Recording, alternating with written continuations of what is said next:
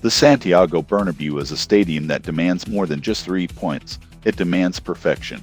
On February 1st, 2026, Real Madrid walked away with a 2-1 victory over Rayo Vallecano, but the atmosphere felt like a funeral. For manager Alvaro Arbeloa, the late winning goal was supposed to be a moment of relief, but instead, it was met with a deafening chorus of whistles.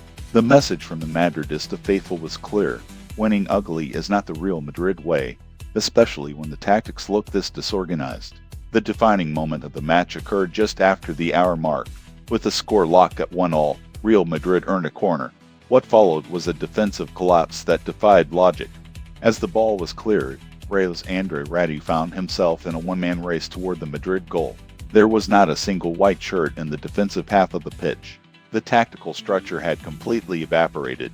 The only player who showed the tactical discipline to track back was the young winger Gonzalo Garcia. Nominally an attacker, Gonzalo sprinted the full length of the pitch to harass Radu, eventually forcing a hurried shot that Thibaut Courtois managed to parry away. Courtois, once again the hero, saved Arbeloa from a humiliating deficit, but he could not save him from the fans' judgment. The whistles began the moment the danger was cleared and reached a crescendo at the final whistle. Despite the dramatic late goal to secure the win, the fans were reacting to nearly 80 minutes of being outplayed and out-organized by a much smaller neighbor. Rayo Vallecano looked like the team with a plan, while Real Madrid looked like a collection of individuals praying for a moment of magic. That Arbeloa plan is now facing its first major identity crisis. Since taking the reins, Arbeloa has attempted to implement a fluid, high-pressing system, but the transition from youth coaching to the high-pressure environment of the first team is proving difficult.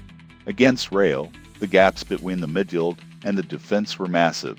The high line was exposed repeatedly, and the reliance on a winger like Gonzalo Garcia to perform emergency defensive duty suggests a fundamental flaw in the team's balance.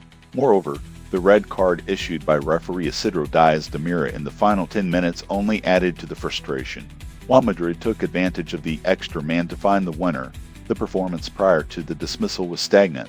Arbeloa's side lacked the creative spark usually associated with the Los Blancos shirt, appearing physically fatigued and tactically rigid.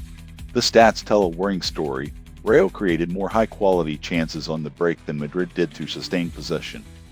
The historical weight of the Bernabeu is now pressing down on the young manager. In Madrid, the fans have a sixth sense for a team that is losing its way.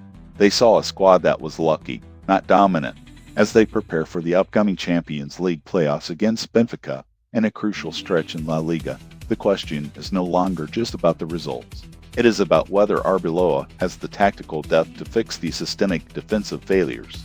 Is he the man to lead this new era, or is his tactical plan simply too fragile for the elite level? Real Madrid may be sitting with 3 more points on the table, but the shadows over Arbeloa's tenure are growing longer. The Bernabeu has spoken, and they are not satisfied with just the result. Can Alvaro Arbeloa redesign his defensive structure before the whistles turn into a demand for his departure?